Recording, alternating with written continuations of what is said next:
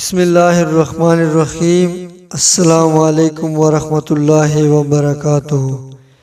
ایک مختصر عمل جس کے کرنے سے آسمان کے دروازے آپ کے لیے کھل جائیں گے اور نبی کریم صلی اللہ علیہ وآلہ وسلم کی مبارک زبان سے سب سے پہلے نکلنے والا کلام بھی یہ ہے۔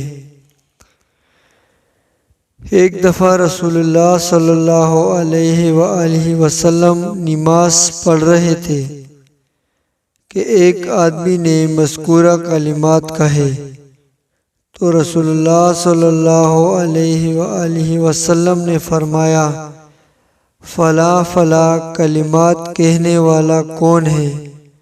حاضرین میں سے ایک صحابی نے عرض کیا، یا رسول اللہ، میں ہوں۔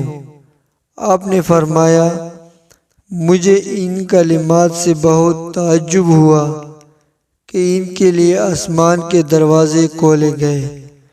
عمل یہ ہے، بسم اللہ الرحمن الرحیم، اللہ اکبر کبیرہ والحمد للہ کثیرہ وسبحان اللہ بکرۃ و اصیلا۔